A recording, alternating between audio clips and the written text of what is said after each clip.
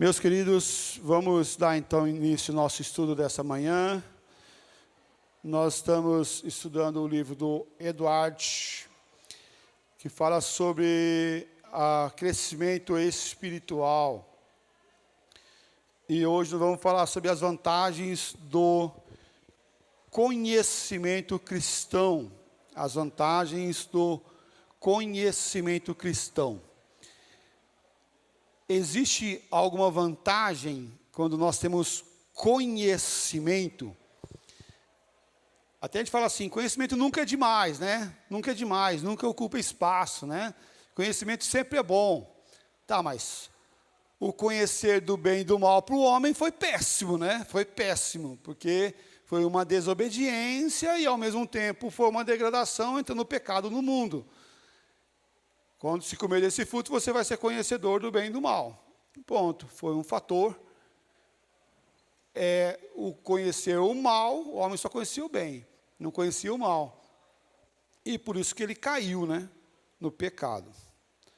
Conhecimento depende do conhecimento. Eu não tenho conhecimento do que é passar por um câncer, por exemplo. Eu não tenho conhecimento a não ser de visualizar, a não ser de ver, porque minha mãe passou por 2 cânceres de mama. Então, o meu conhecimento é de ver a pessoa passar por tratamento de câncer, por exemplo, como minha mãe passou. Primeira vez eu tinha 16 anos, depois já era casado, e 10 anos depois, minha mãe passa pelo 2º câncer de mama. Mas eu não tenho conhecimento pessoal de ter vivido isso comigo, mas com a pessoa qual eu amo. Então, o conhecimento, por base do próprio conhecimento, ele não é tão bom assim. Tem que ter um objetivo, ok? Tem que ter um objetivo, tem que ter algo que seja bom para ele. Eu vou pedir para nós abrirmos nossas Bíblias lá em Provérbios 2:6. Provérbios 2:6.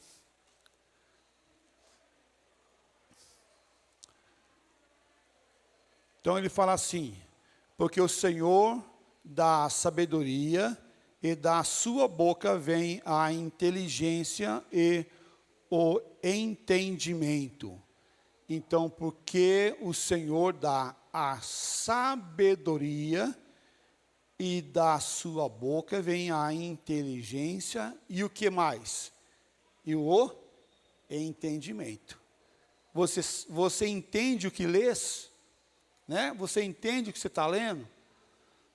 Então, quem dá o entendimento? Quem dá o entendimento é Deus.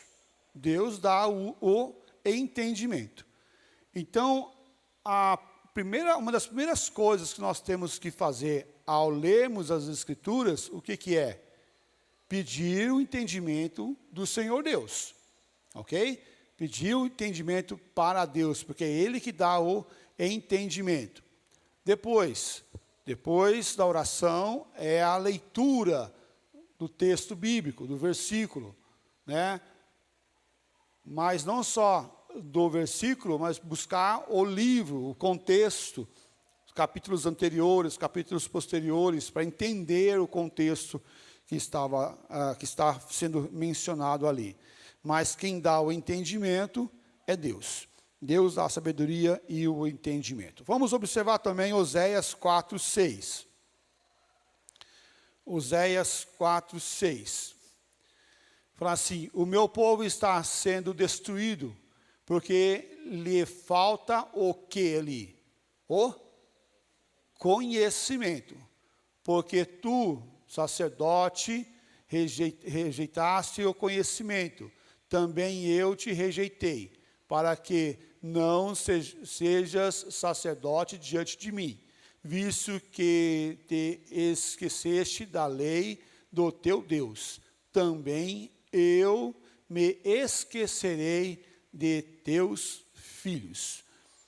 Quando nós rejeitamos o entendimento, rejeitamos a palavra do Senhor nosso Deus, o que vem também de Deus para nós?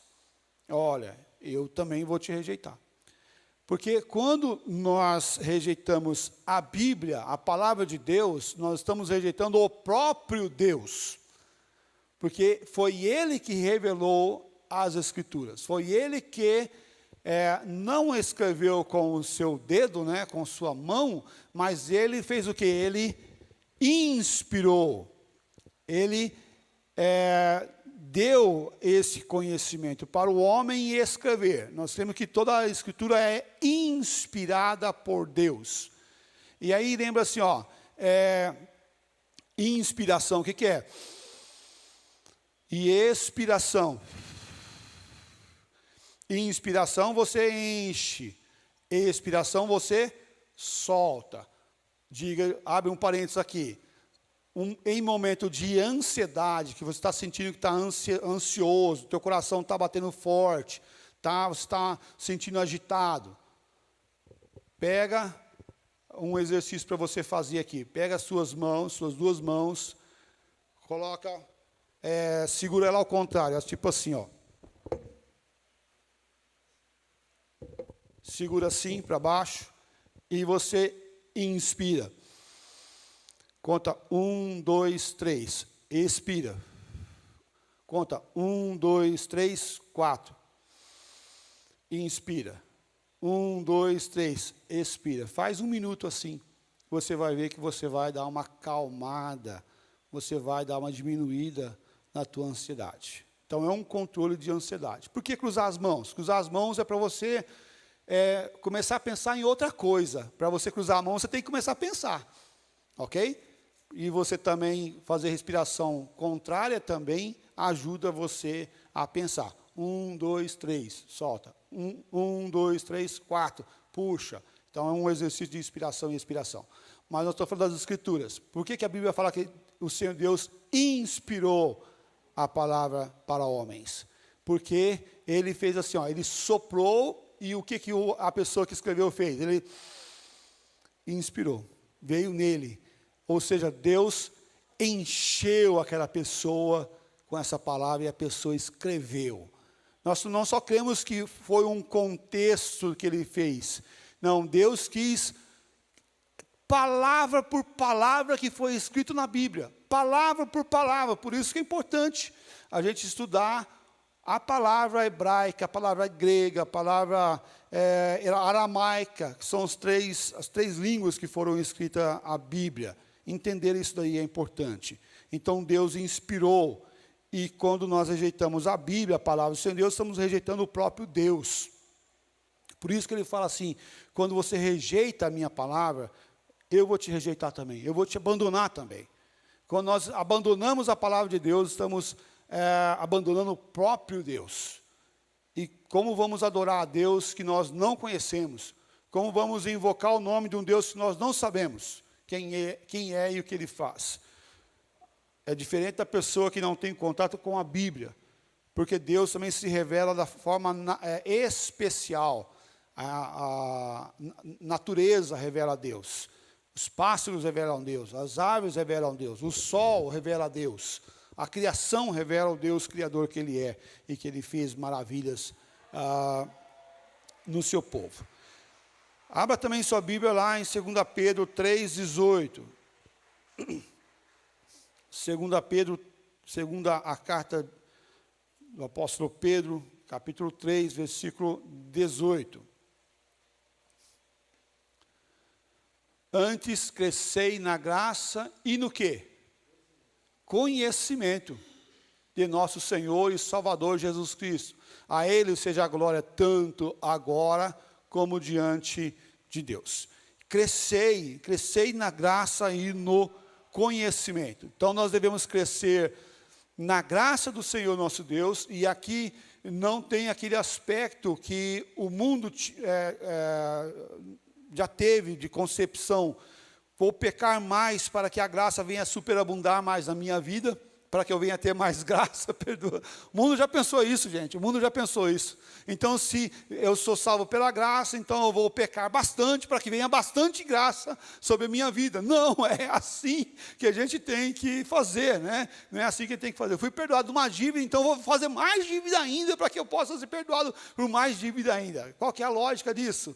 Nenhuma lógica isso tem, nenhuma lógica isso trabalha em nossas vidas. Mas crescer na graça e no quê? No conhecimento. A graça superabunda na minha vida, a graça vem e muda o meu coração, transforma a minha vida, mas o que agora eu também tenho? Eu tenho também esse conhecimento de Deus na minha vida. E agora eu posso experimentar, conhecer um pouco mais de Deus no meu coração. Então, o objetivo de hoje é mostrar como o crescimento no conhecimento de Deus traz benefícios eternos. Como que você vai saber o certo e o errado? Como que... tu trabalhou em banco, não trabalhou, Valdemir? Como que você diferenciava uma nota verdadeira para uma nota falsa? Calma aí. Primeiro momento é no tato. Tá, como que é? O primeiro momento no tato. E depois também tinham as características da nota, né, que a gente tinha que verificar. E depois, futuramente, para facilitar, eles criaram uma caneta, várias coisas para você passar na nota e saber se era verdadeiro ou não. Mas sem esses recursos mais modernos, eram detalhes da nota, né? Tinha aquela marca d'água, tinha alguns detalhes que tudo isso a gente verificava. Perfeito, isso mesmo. Agora é o seguinte, dentro desse contexto aí, dentro dessa ideia, você estudava a nota falsa ou a nota verdadeira? Qual nota você estudava? A verdadeira, perfeito. Estudava a nota verdadeira. O que eu estou falando com isso? O que eu quero trazer com isso? Eu quero trazer o seguinte, e eu trouxe essa questão da nota, que é muito importante para a gente entender. É isso daí. Se você sabe qual é a nota verdadeira, qual é a característica da nota verdadeira, aonde tem que estar as marcas, a marca d'água, aquela fitinha no meio, o dobrar da nota, que dá sequência, se você sabe como que é a verdadeira, a textura do papel, a textura da tinta, quanto ela é áspera, se ela é lisa, aonde tem que ter a marca para o deficiente visual, porque ela tem, né, essas notas mais, ela tem aquelas marcas para a pessoa que é deficiente visual pegar e ver que é uma nota de 50, uma nota de 100, uma nota de 200, né? Não pegar uma de 200 por 2, né? Alguma coisa semelhante a isso, né? Como que você vai saber, então? É estudando a nota verdadeira, não é estudando a falsa. Porque se você conhece a nota verdadeira, a hora que você pega a falsa, aquilo que meio quase que salta nos teus olhos. Opa, essa nota está estranha, não está tão áspera como a nota que eu conheço, que é verdadeira. Ela não tem a marquinha que tem que ter aqui nesse cantinho, não tem aquela listinha aqui quase que no meio ali, não tem aquela tarja, não tem isso, não tem, essa nota é falsa. Eu conheço a nota verdadeira, isso aqui é falsa. Então, qual que é uma vantagem de saber e de conhecer as Escrituras? É o mesmo aspecto. Quando você se depara com uma coisa mentirosa, quando você se depara com uma coisa que não é a verdadeira, você fala assim, isso daí está errado, porque eu sei o que a Bíblia diz. Eu sei o que o meu Deus quer. Eu sei, eu tenho conhecimento. E não cai no engano. Não cai no engano. Tempos atrás, eu estava vendo uma reportagem de um pastor que fez uma interpretação nas Escrituras, pegou um texto lá e, com base nesse texto, ele estava adulterando com as mulheres da igreja. Você viu isso aí, né? Tu viu isso daí, né? Com base no texto bíblico, ele estava adulterando com as mulheres da igreja. Mas ele pegou um texto lá, não sei o quê, e ele não leu a vírgula da mulher adúltera. Aí ele leu direto, adultera com a mulher. E ele achou que aquilo era uma ordem para ele fazer, para ir adulterar com as mulheres. E pronto, ele convenceu as outras mulheres a fazer isso também. Mas como assim? Então, uma pessoa sem conhecimento, com um coração pecaminoso, porque ele poderia, se ele conhecesse as escrituras de verdade, ele poderia falar, isso aqui está errado, eu estou lendo errado aqui, alguma coisa não está certa aqui. Por quem que não sabe pelas escrituras que isso é errado? Um monte de outros textos vão falar disso que é errado, né? Mas ele, por causa de sua pecaminosidade e por falta de conhecimento, convenceu outras pessoas que também, por causa da sua pecaminosidade e falta de conhecimento, caiu na lábia dele. E agora, aí depois foi lá entrevistar e falou, não, mas você está lendo errado, tem uma vírgula aqui. A mulher é adúltera, aí ele... é mesmo, mas depois já ter aprontado e causado muito dano nas vidas das pessoas. Meus irmãos, mas por isso por causa do quê? Por falta do conhecimento. Conhecer as Escrituras.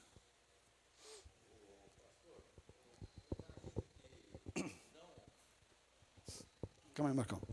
Tão importante como o conhecimento, eu acho que é o sentimento.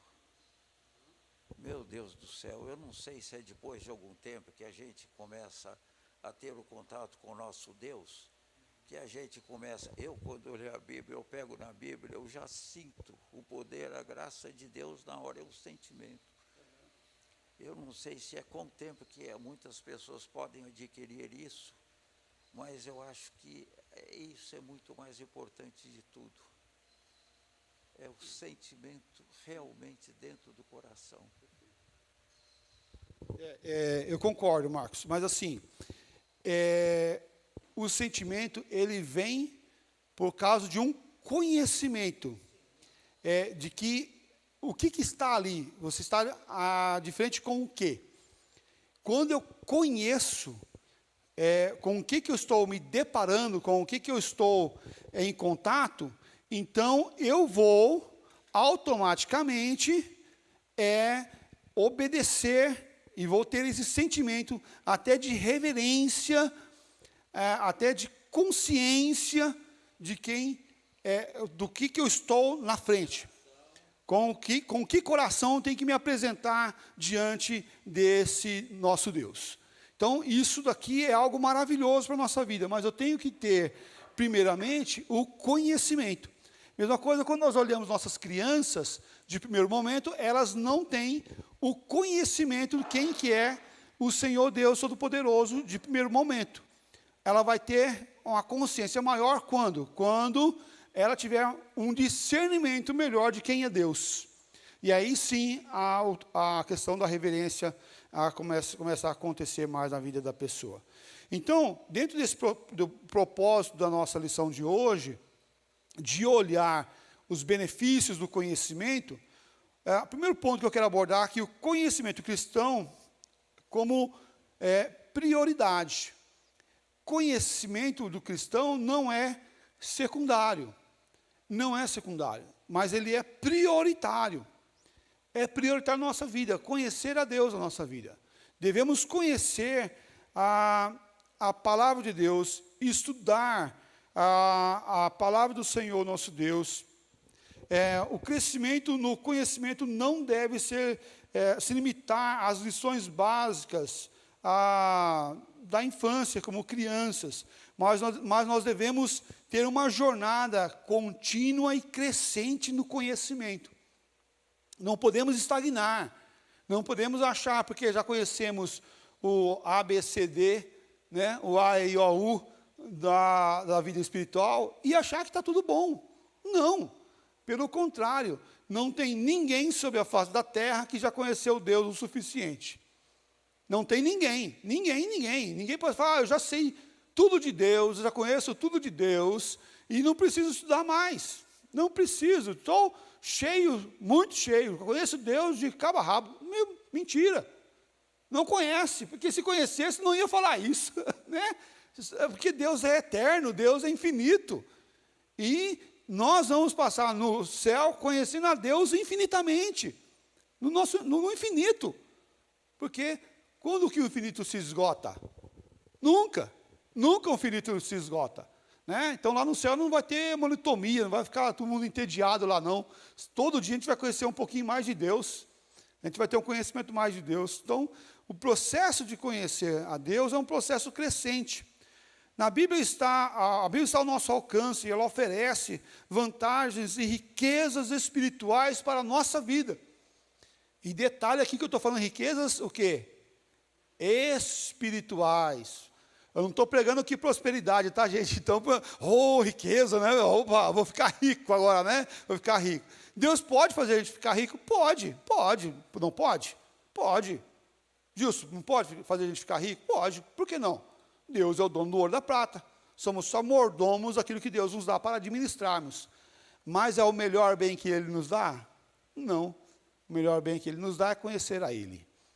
O maior bem que Ele nos dá é a salvação através de Cristo Jesus. E só conhecemos a Deus porque somos salvos. Aqueles que não são salvos não conhecem a Deus. Então, nós temos nas nossas mãos, você tem na sua mão, você tem no teu celular, no aplicativo do celular, você tem nas redes sociais, você tem em um monte de lugares as escrituras para você ler. Ah, mas eu não consigo ler. Então ouve. Tem um aplicativo lá que você baixa ali, você coloca lá para ouvir, você lê, você ouve a Bíblia inteira. Ouve a Bíblia inteira. Devemos olhar as escrituras e buscar as riquezas, as pepitas, as pérolas preciosas que ela nos dá para a vida, porque ela muda o nosso coração, ela muda a nossa vida, ela muda o nosso conhecimento, E devemos buscar o conhecimento, porque é um ato de responsabilidade e adoração ao Senhor Deus. Isso também é uma adoração. Adoração não é só os cânticos aqui, ou os hinos, ou os corais que cantam adorando ao Senhor. Mas ler a Bíblia, buscar ela com responsabilidade, também é uma adoração ao Senhor. É uma obediência ao Senhor para buscarmos as Escrituras e aprendermos o Senhor nosso Deus. Devemos aprender constantemente e evitar a estagnação espiritual, porque podemos chegar num momento onde nem lemos mais a Bíblia, nem buscamos mais ela a edificação para a nossa alma.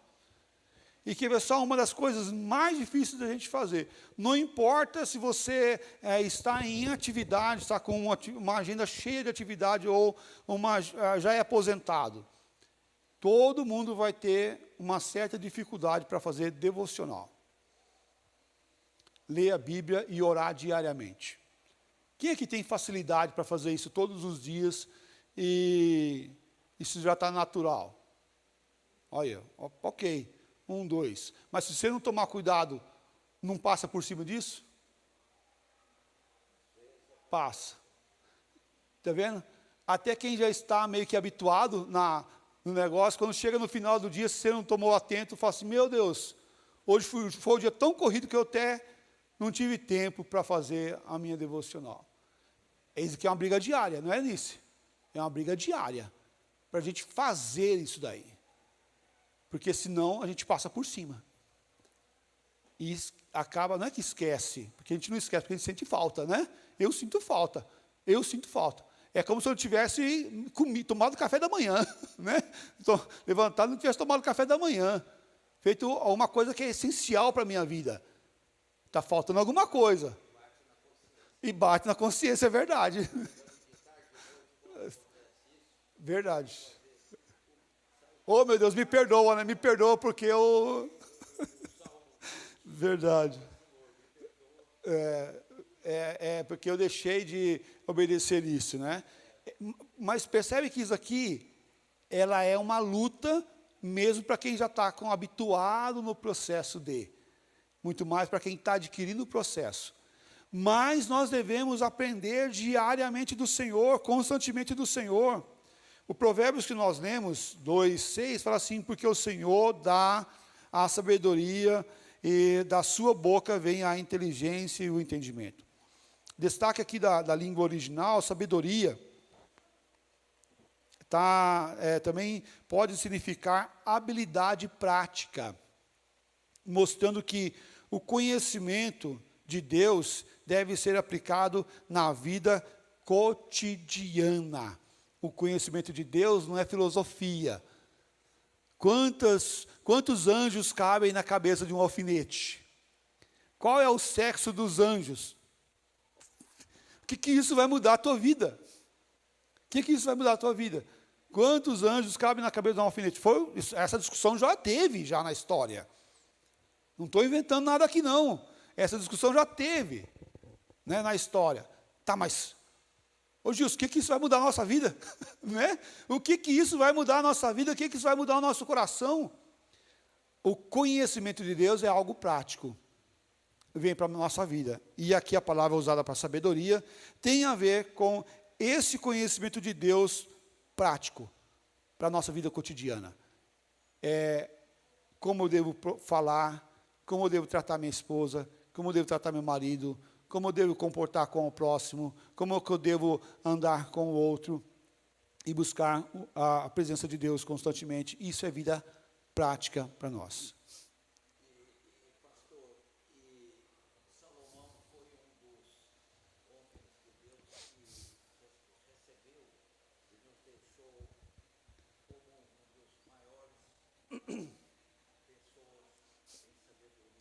Sim, Salomão tinha sabedoria tremenda, né? Verdade.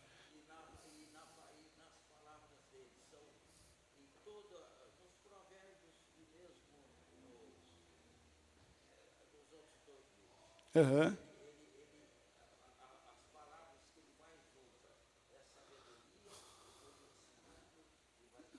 Perfeito, é isso mesmo. Sabedoria, conhecimento e vaidade foi uma das questões mais que ele tratou na sua palavra, né? Bênção do Senhor.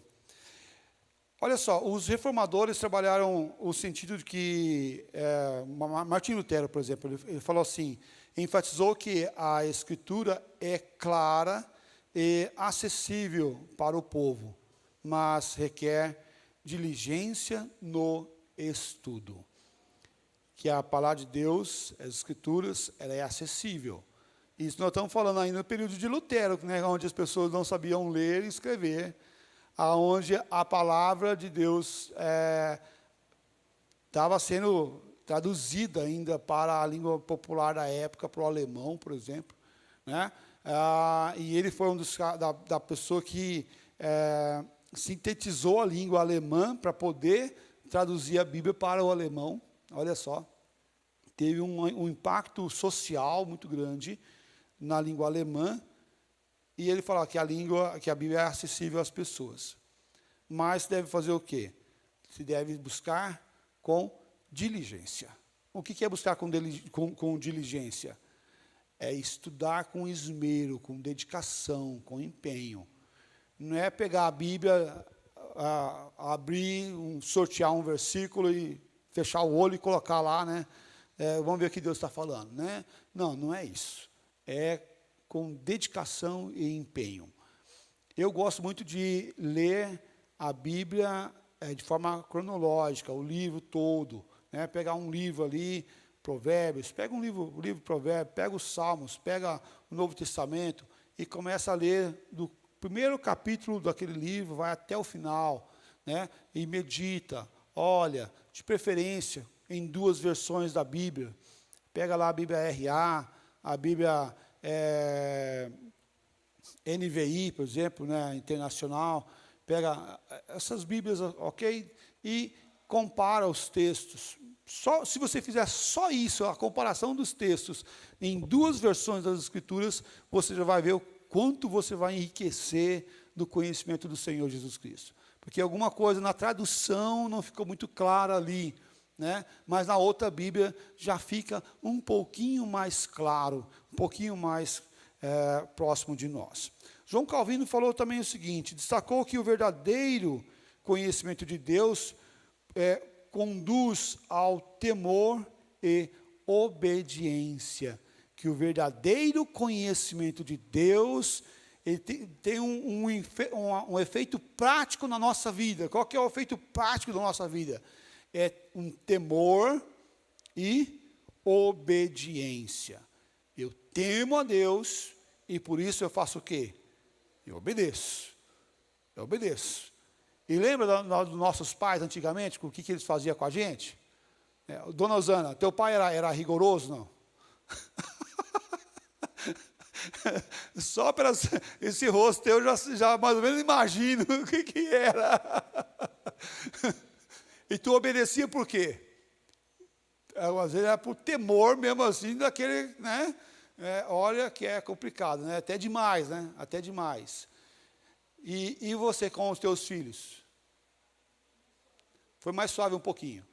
Pronto, ok. Mais balanceado ou liberal já? Balanceado.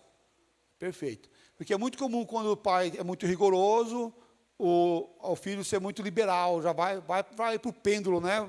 É muito rigoroso, aí ele vai para o tudo pode, né? Aí é ruim também, né? É ruim também, não é bom não. Né? Ele tem que balancear. No caso de Deus, ele não é pecador, tá? Deus não é pecador. Nada, zero de pecado, ele é santo, santo, santo, completamente santo.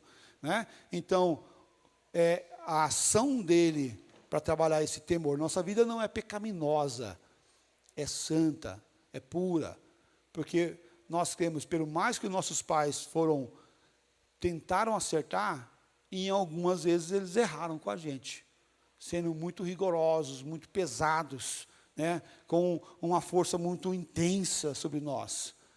Né? Mas Deus não faz isso. Deus não é pecaminoso. Deus não é esse que age com intensidade, forma maldosa no coração.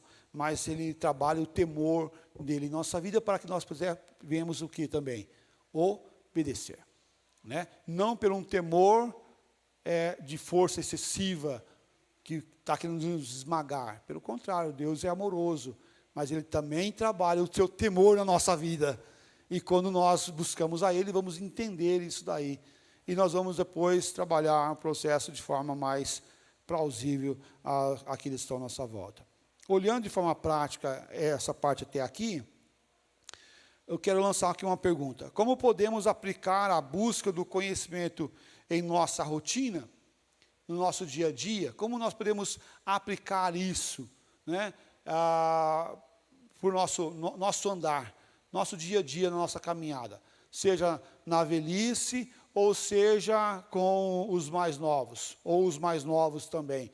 Como que esses podem aplicar? Eles podem olhar no contexto que eles estão caminhando e ver como eu devo cuidar do próximo, por exemplo, com o necessitado à nossa volta, não sermos explorados e assim por diante. Né? Devemos nos dedicar tempo à meditação e à palavra do Senhor nosso Deus constantemente para entender essa palavra e aplicá-la no nosso convívio. Né? Como que a pessoa que já está aposentada pode entender isso, pode aplicar isso na sua vida? Pode aplicar isso na sua vida auxiliando os seus filhos, cuidando dos netos, por exemplo, né? Trabalhando ao próximo, sendo instrumento de Deus para discipular alguém, para ensinar as Escrituras para outro e assim por diante.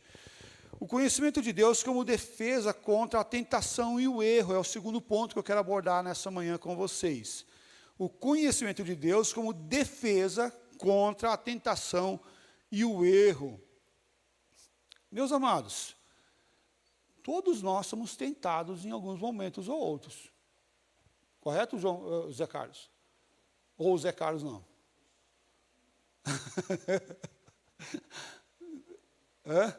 Quase nada. Todos nós somos tentados em algum momento. Todos nós.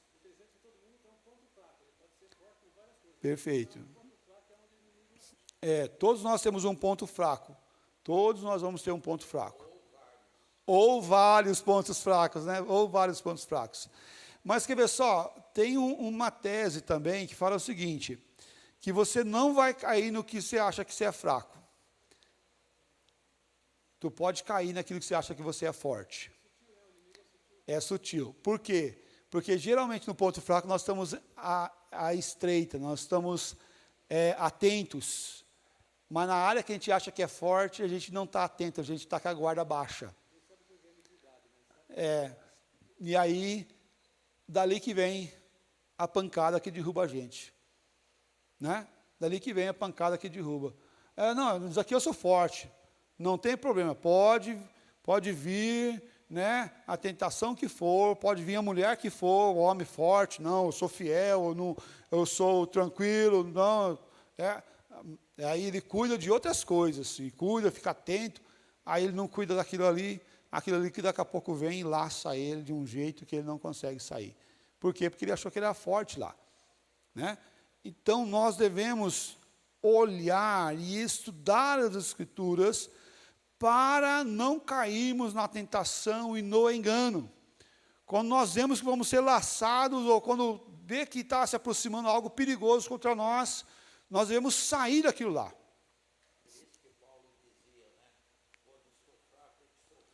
Perfeito. Mas também o conhecimento das circunstâncias à nossa volta, dos perigos à nossa volta, nos faz estarmos atentos para não cairmos nas ciladas. Tiro por base do jiu-jitsu, por exemplo, da arte marcial aqui. Nós temos terça e quinta aqui na igreja, lá no salão. Quando eu comecei no jiu-jitsu, qualquer golpe que a pessoa que era mais experiente que eu fazia, eu caía, porque eu não conseguia ver o perigo que era aquilo ali, o que ele estava querendo fazer com aquele movimento. Qual que era o perigo que aquilo me oferecia.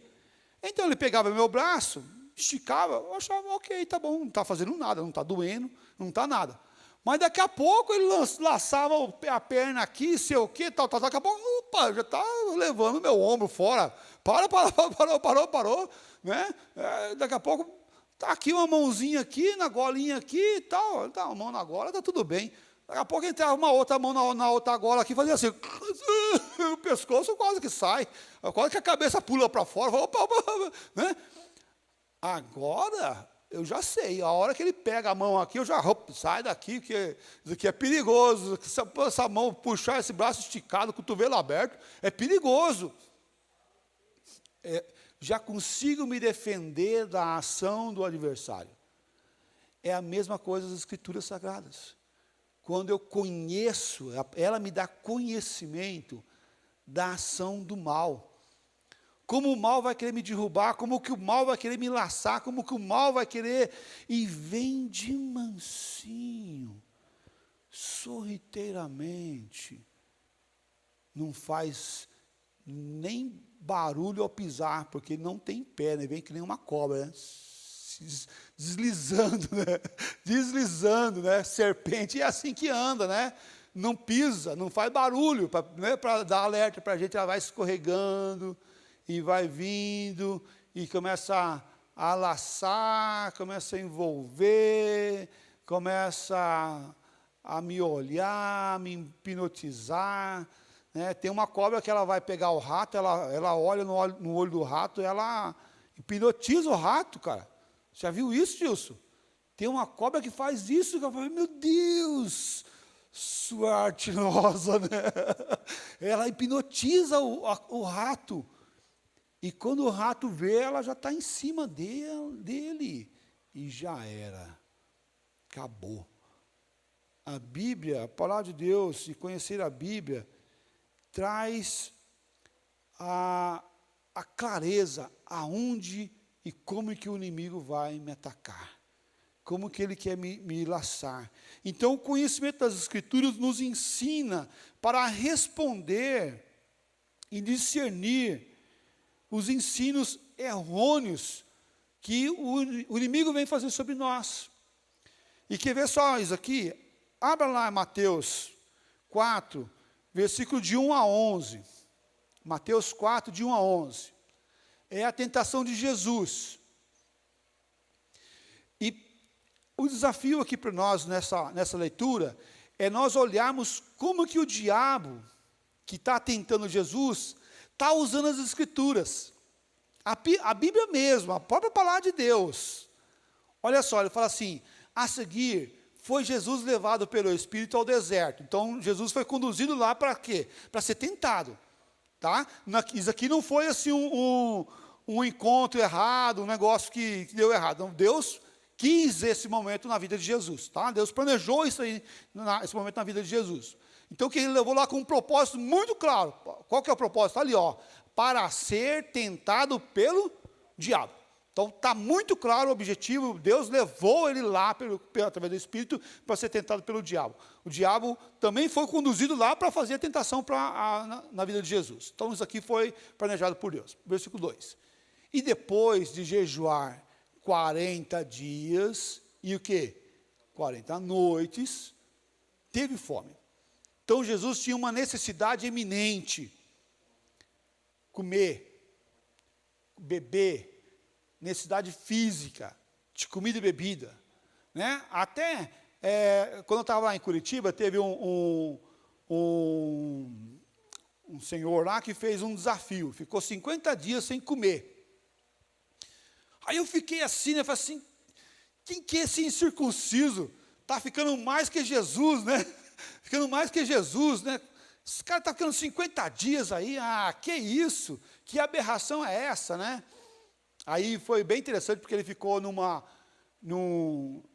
cuba, um negócio de acrílico, assim, lá em cima, assim, na Praça Osório, lá em Curitiba, naquela praça bonita do centro lá de Curitiba, ele ficou lá num negócio de acrílico lá, então, a gente passava lá, ele estava lá, fazia exercício, ele estava dormindo algumas vezes, tal, né? E eu fiquei assim, absurdo, falei, meu, quem que é esse cara aí para ficar 50 dias sem comer, né? Aí depois eu fui ver, ele estava sem comer, ele não estava sem beber. Então, ele bebia um líquido, uma vitamina lá, inclusive tinha umas proteínas lá. O negócio, tá certo então, né, bonitão, né? Então, tá certo. Porque o mais difícil não é ficar 40 dias sem comer. Qual que é o mais difícil? É sem beber, sem água. Aonde? No deserto, não é na sombra. É no deserto, que tem um calor escaldante de 50 a 60 graus durante o dia. Então, isso aqui, se você ficar 2, 3 dias aqui, teu organismo começa a dar colapso. Isso aqui você desidrata de um jeito que teu organismo começa a colapsar. Nem pensar mais direito você consegue. Né? Uma semana aqui é o máximo que alguém pode suportar. E olhe lá, hein? E olhe lá. E olhe lá. Porque eles chegam a matar o camelo para tomar o sangue dele por causa da água, por causa do líquido. Quando eles estão no deserto assim, eles matam até o próprio cavalo, o animal, para tomar o líquido dele, porque está morrendo de sede, não aguenta mais. O organismo está colapsando. Então ele ficou 40 dias e 40 noites no deserto e teve fome. Continua. Então o tentador, aproximando-se, lhe disse, ele pegou na onde? Na fragilidade que Jesus estava. Se tu és filho de Deus, manda essa pedra se transformar em quê? Em pão. Jesus não estava com fome? Jesus estava com fome. Então, ele está desafiando quem? A natureza de Jesus. Você é filho de Deus mesmo? Por que você está passando fome então? Você não é filho de Deus? Por que você está doente? Você não é filho de Deus? Por que você está tendo dificuldade no correlacionamento com a esposa, com o filho? Você não é filho de Deus? Por que você não tem um emprego melhor, um salário melhor? É a necessidade que nós temos hoje. Se tu não é filho de Deus, por que você está com fome? Pede para essa pedra transformar em pão. Manda. E Jesus tinha clareza que ele podia fazer isso, porque ele era filho de Deus. Mas ao fazer isso, ele estava o quê? Tentando a Deus. E ele continua. Jesus, porém, respondeu, está escrito, não só de pão viverá o homem, mas de toda palavra que procede da boca de Deus. Então, Jesus, ele responde como? Ele responde com a Bíblia, com as Escrituras. Ele não responde, eu acho, né? Eu acho que eu não preciso de comer, porque o melhor vem da boca de Deus para a minha vida, né? Não vou comer, não vou viver só de pão, mas eu tenho também um espírito aqui que está cheio. Mas Jesus falou, está escrito, não só de pão viverá o homem, mas de toda palavra que procede da boca de Deus. Continua.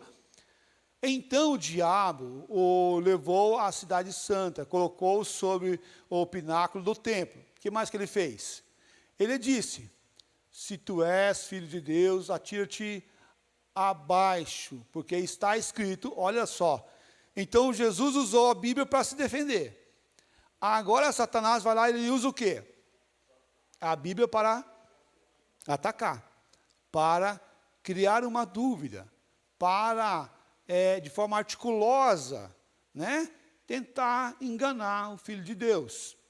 Aos seus anjos ordenará a seu respeito e te guardem, a teu respeito que te guardem, e eles te sustentarão nas suas mãos, para não tropeçar em alguma pedra. Então, olha só o que o Satanás está fazendo aqui. Fala, não está escrito aqui, você vai dar ordem para os anjos, e os anjos vão obedecer, para que você nem tropece em uma pedra. Então, você está escrito isso aí. É só você fazer o que está escrito. Toma posse da tua promessa agora, aleluia, né? Alguns momentos, toma posse da tua promessa, você é filho de Deus, você vai dar ordem aos anjos, e eles vão obedecer, nada vai te acontecer, vai cair 1000 ao teu lado, 10.000 ao teu direito, e tu não serás abalado.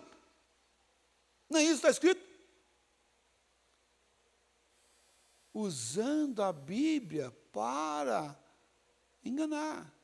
Agora, quantos estão sendo enganados também hoje em dia? Pessoas usando a Bíblia para enganar o outro. Olha aí, quantos? Meu Deus do céu, um monte, né, Zé Carlos? Pastor, eu acho que hoje o maior problema da igreja brasileira, não sei, pode até ser mundial. Sim, é mundial. Eu acho que as igrejas, os membros, né? Sim. Então, usando a Bíblia para enganar o outro. Isso. Perfeito. Lê a Bíblia, o texto fala para lá e o cara vai para cá. Né? E usa aqueles versículos como um pretexto para falar o que quer. E às vezes trabalha com emocional também. Perfeitamente. Na parte emocional, Bem isso. aquilo te envolve. Ó, e foi a artimanha que Satanás fez, usou a parte emocional. Tu não és filho de Deus? Você não é filho de Deus?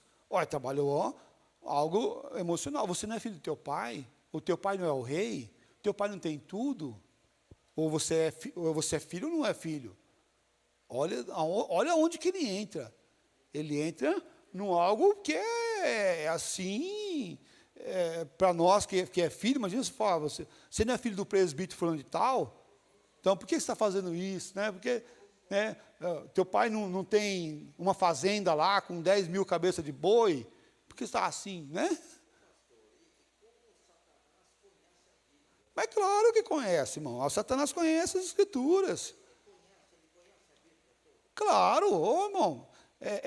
Satanás conhece a Bíblia inteira. Ele, em todo o processo das Escrituras, ele estava ali visualizando, vendo. A Bíblia não é oculta a Satanás. Ele tem conhecimento de todas as Escrituras. Satanás conhece todas as Escrituras. Perfeito, é isso mesmo. Então, olha só como que é a heresia, né? A heresia é um problema sério, né? É uma desgraça, falta de graça, né? Tá? Desgraça é falta de graça, ok?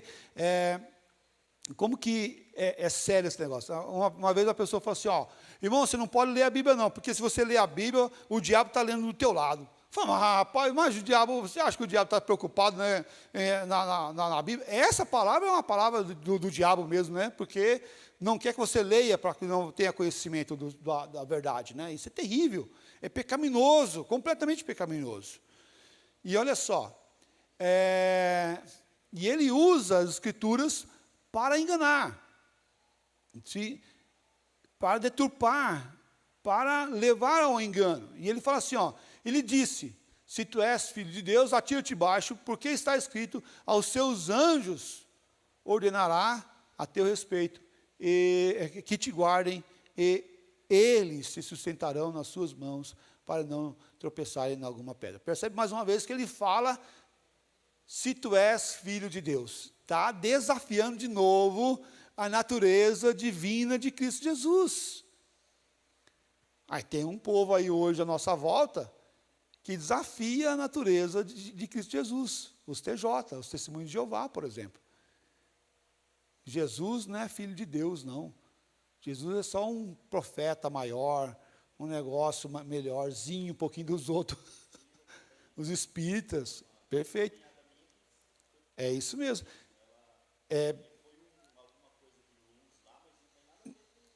Não tem nada com o Filho de Deus, não. Não veio do céu, não. Veio como todo mundo nasceu, né? Perfeito, um ser evoluído. Melhorzinho um pouco do que os outros. Mas veio igual, né? Não, Jesus é Filho de Deus. E percebe que quem desafia a natureza de Cristo são os anticristos, são aqueles que são contra Jesus. Ok? São contra Jesus. Anticristo é todo aquele que é contra Jesus, que quer assumir o lugar de Jesus. E é uma das características para identificar uma heresia, uma seita, por exemplo. Uma seita, que são o que os heréticos fazem, né? De viver esse aspecto aí. E ele vai trabalhar um conceito muito, muito importante da natureza divina de Cristo Jesus, vai questionar isso na vida de Jesus, mas também vai questionar a autoridade dele, da ordem. Você não tem esse poder, Jesus? Você não tem essa autoridade, Jesus? De dar ordem aos anjos e eles vão obedecer? Quero ver se você pode mesmo. É quase igual quando tem duas crianças meio que se estranhando, um cara fala assim, quem é homem gospe aqui, né? Quem é homem gospe aqui. Dá para um cuspir no outro e quebrar no pau, né? Os dois brigarem, né? Imagina só como que isso pode desafiar a natureza de Cristo Jesus e a autoridade dele de fazer, né, de realizar as atividades. E o que Jesus vai responder para eles? Veja lá. Respondeu-lhe Jesus, também está escrito, não tentarás o Senhor teu Deus. Então vem lá Satanás citando os Salmos 91, 1000, 10.000, nada vai te abalar. E aí vem depois Jesus citando aqui, também está escrito, não tentarás o Senhor teu Deus. Pronto, fechou a história, liquidou. Levou ainda o diabo ao monte muito alto, mostrou-lhe todos os reinos do mundo e a glória deles. Ele disse, tudo isso te darei, ser prostrado, me adorares.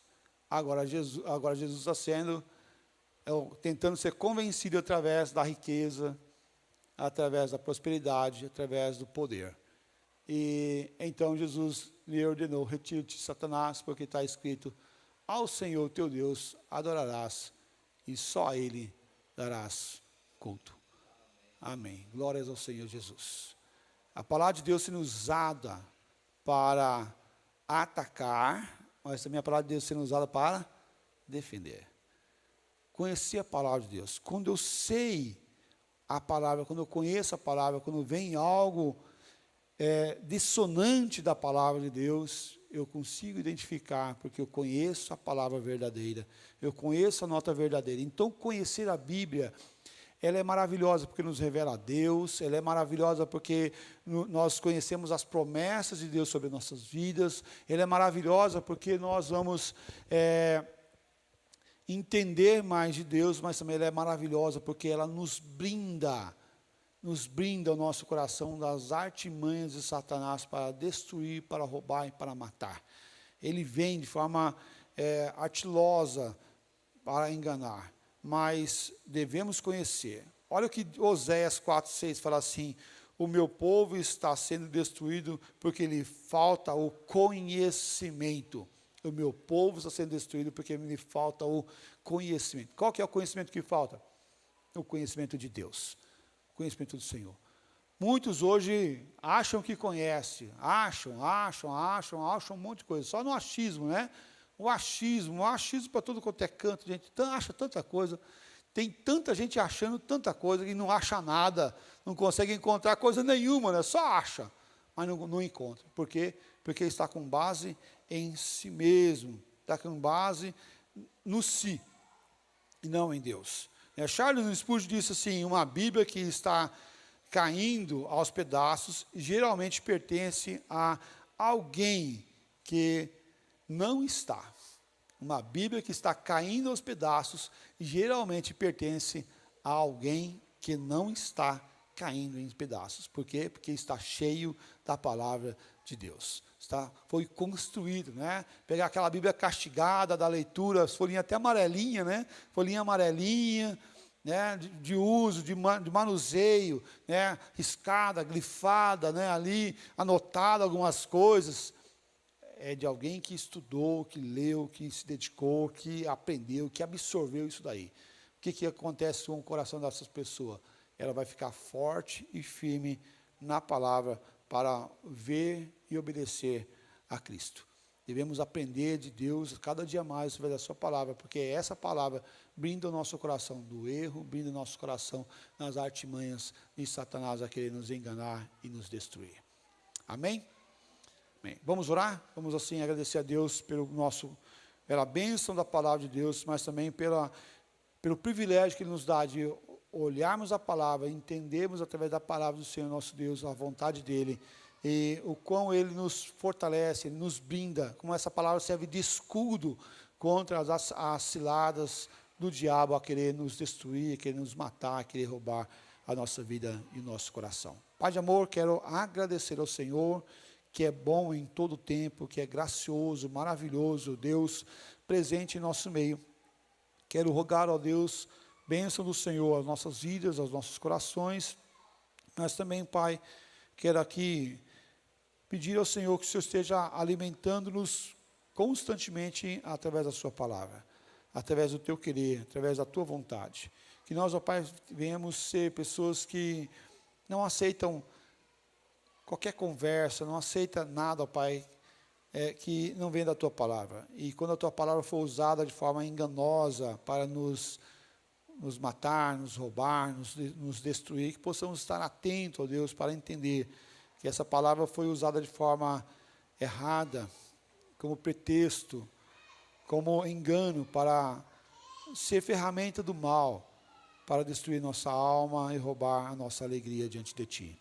Mas, Pai querido, que abra os nossos ouvidos, nosso entendimento, para que possamos, ó Deus, permanecer na Tua palavra, e essa palavra trazer vida ao nosso coração, trazer vida à nossa família, trazer vida a todos aqueles que estão à nossa volta.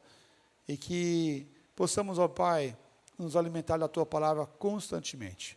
Livra-nos, ó Pai, do engano, livra-nos, ó Pai, do homem enganador, do articuloso, daquele que, de forma habilidosa, usa a palavra para enganar as pessoas, para roubar as pessoas, para defraudar, tanto espiritualmente como financeiramente, as pessoas.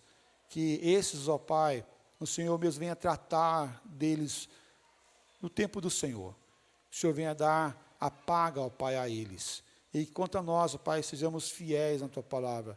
Trabalha, ó Pai, o Teu despertar em nosso coração e nossa alma, se alguma coisa estamos errando, estamos desobedecendo ao Senhor, o Deus da palavra. Que nós possamos voltar sempre às Escrituras, ao simples, ao comum, ao diário, aquilo que o Senhor nos dá para a nossa vida e para a edificação da nossa casa. Assim, ó Pai, que nós oramos e agradecemos. Amém, ó Deus. Amém.